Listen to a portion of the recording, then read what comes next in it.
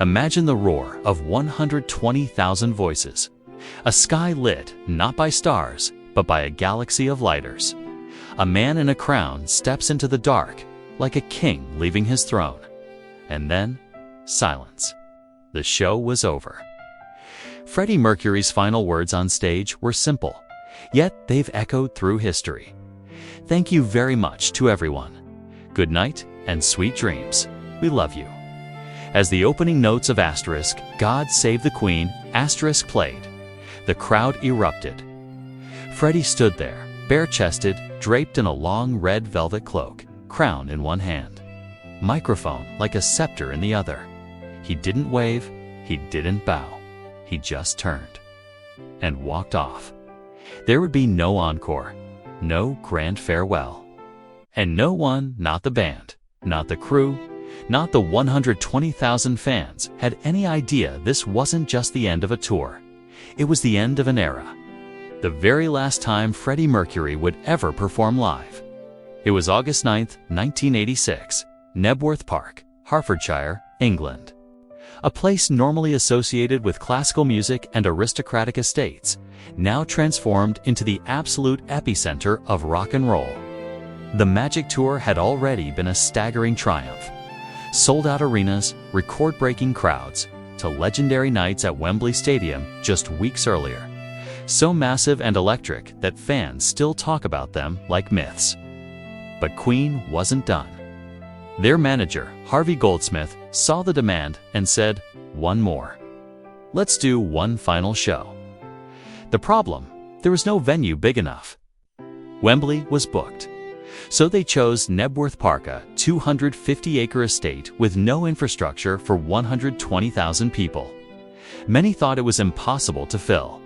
Queen didn't just fill it, they overran it. Tens of thousands arrived without tickets. Fans camped in fields for days. Some drove for hours in traffic that moved slower than walking. One man later recalled spending 14 hours in his car just to get there. The band themselves had to fly in by helicopter, landing in a muddy field behind the stage like royalty arriving for a coronation. 3 opening acts played to a restless crowd, but let's be honest, everyone was there for one moment. One name, one voice. They were there for Freddie. Backstage, he prepared like always. Vocal warm-ups, stretches, even push-ups. It's just a man getting ready to do what he loved most. When the lights finally went out, the crowd exploded. Then, without warning, Queen launched into Asterisk, one vision, Asterisk. The stage was massive. The sound, thunderous. Giant video screens, cutting edge for the time, ensured even those at the very back could see every flicker of Freddie's smile. He appeared in his now iconic yellow jacket and white trousers, a golden crown on his head, a self-made monarch of rock. Over the next 2 hours, he commanded the crowd with every step. For 2 hours, it felt like nothing could ever end. But beneath the glory, a quiet tragedy was unfolding. During the opening acts, a fight broke out. A young man, just 19 years old, was stabbed. In the noise and chaos, no one noticed. It wasn't until later that police confirmed the death. And amidst the darkness, a rumor of light emerged. A woman, somewhere in the crowd, had supposedly given birth. The Knebworth baby, as the legend goes, was never found, never confirmed. Life and death, born and lost, all under the same sky as Queen played on. When the final note faded, the band left the stage without hesitation. They boarded the helicopter, exhausted but unaware. Then, disaster. The organizers cut all the lights at once. Total darkness. Over 120,000 people were plunged into blackness, stumbling through fields, searching for cars, calling for friends. It was chaos, and in the middle of it all, the helicopter lifted off, carrying Queen away from the only stage Freddie would ever stand on again. Just before he left, Freddie turned to his bandmates and said, "I can't take it anymore.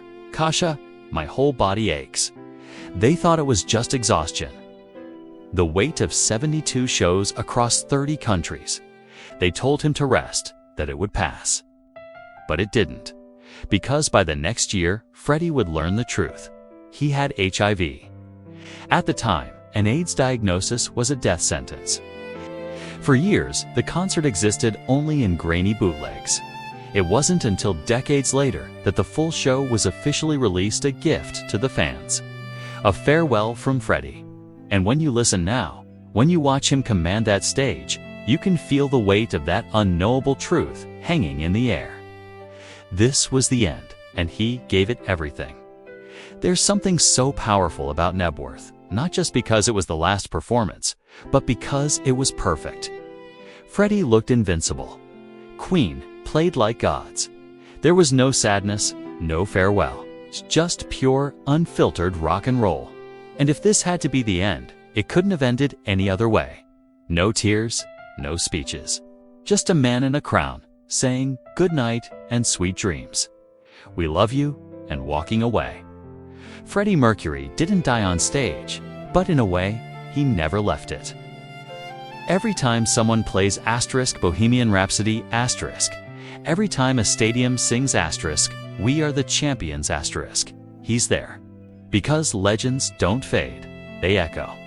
And Freddie's echo began that night at Knebworth, with 120,000 people screaming his name and a king who didn't know he was saying goodbye. But we do. And so, decades later, we still say it back. Thank you, Freddie. Good night. Sweet dreams. We love you too. If you've made it this far, thank you. You didn't just watch a video. You honored a man, a band, and a moment that changed music forever. This story of Knebworth, of a final performance no one knew was final, is about love, art, and a man who gave everything. Maybe his voice got you through heartbreak. Maybe you played Don't Stop Me Now when you needed courage.